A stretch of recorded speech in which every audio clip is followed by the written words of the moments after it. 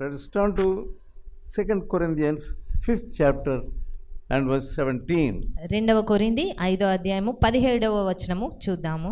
If any man be in Christ, is a new creature. Old things are passed away. Behold, all things are become new. కాగా ఎవడైనను క్రీస్తునందున్న ఎడల వాడు నూతన సృష్టి, పాతవి గతించెను, ఇదిగో క్రొత్తవాయెను. Many people, they say they are Christians. చాలా మంది మేము క్రైస్తవులము అని చెప్తూ ఉంటారు. But there is no newness in them. కానీ వారిలో ఎలాంటి క్రొత్తదనము ఉండదు. They are not real Christians. వారు నిజమైన క్రైస్తవులు ఎంత మాత్రం For కాదు. name's sake they are Christians. పేరుకు మాత్రమే వారు క్రైస్తవులు. But their actions do not reveal that they are Christians. కానీ వారి క్రియలు అనేవి వారు క్రైస్తవులమే అని తెలియపరచవు. There is no new nature. వారిలో ఎలాంటి నూతన స్వభావం అనేది ఉండదు. Still old nature is ruling over them. ఇంకా కూడా వారి పైన ఆ యొక్క పాత స్వభావం అనేదే అధికారం చూపిస్తూ ఉంటుంది. Who are Christians? క్రైస్తవులు అంటే ఎవరు? First of all, the disciples were called as Christians in Antioch. మొట్టమొదటిసారిగా శిష్యులు అంతియొకయ అనే ప్రాంతంలో క్రైస్తవులుగా పిలువబడ్డారు. And Jesus said, if anyone wants to follow me, he must deny himself. యేసుక్రీస్తు ఎవడైనా నన్ను వెంబడించాలి అని తలస్తే తమను తాము ఉపేక్షించుకోవాలి అని చెప్పారు. And also take up the cross. అదే రీతిగా తమ సిలువను ఎత్తుకోవాలి. Early disciples, they took up their crosses. మొదటి శిష్యులు అందరూ కూడా వారు తమ సిలువను ఎత్తుకొని ఉన్నవారు. They went through the persecutions. వారు ఎన్నో హింసల గుండా వారు వెళ్ళారు. In chapter 7 we see Stephen. అపోస్తుల కార్యములు 7వ అధ్యాయంలో మనము స్టెఫెను గురించి చూస్తాము. He was stoned to death. అతడు రాళ్ల చేత కొట్టబడ్డాడు, చంపబడ్డాడు. That's how they were persecuted in the early church.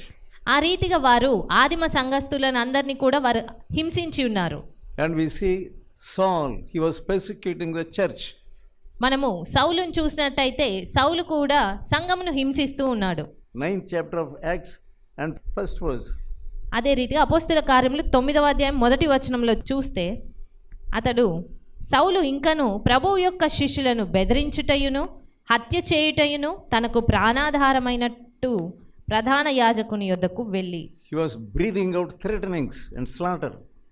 అతను బెదిరిస్తూ హత్య చేస్తూ ఉన్నాడు శిష్యులను. That was the position of early disciples. అది ఆదిమ సంఘంలోని శిష్యుల యొక్క పరిస్థితి.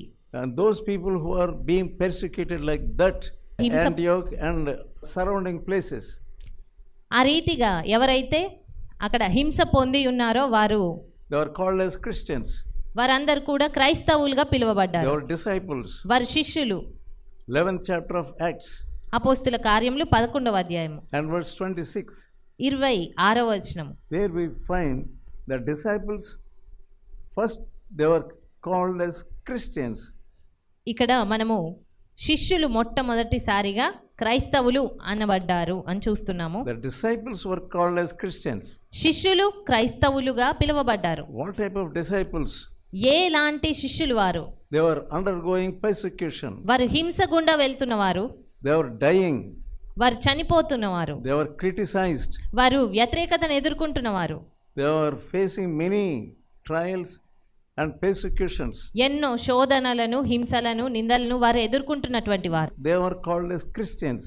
వారు క్రైస్తవులుగా పిలువబడుతున్నారు. If you don't want any trial or any suffering, you are not a Christian at all. నీకు ఎలాంటి శోధన, ఇబ్బంది, ఇరుకు ఏది వద్దు అని అనుకుంటే నువ్వు క్రైస్తవుడు ఎంత మాత్రం కాదు. What type of sufferings you are undergoing? నువ్వు ఎలాంటి ఇబ్బందుల గుండా వెళ్తున్నావు? You want any easy Christianity?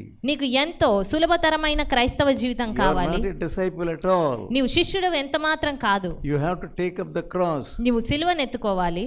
If you reject the cross, సిలువను ఎత్తుకోను అని నువ్వు నిరాకరిస్తే you are rejecting the word of God. దేవుని వాక్యాన్ని నువ్వు నిరాకరిస్తున్నావు, తృణీకరిస్తున్నావు. Many people, they want only blessings, blessings, blessings. చాలా మందికి కేవలం ఆశీర్వాదాలు, ఆశీర్వాదాలు మాత్రమే కావాలి. But they don't want sufferings for Christ. అంతేగాని క్రీస్తు కొరకైన ఎలాంటి శ్రమ వారికి వద్దు. In what way you are suffering for Christ? మరి నీవు ఏ రీతిగా క్రీస్తు కొరకు శ్రమ పడుతున్నావు?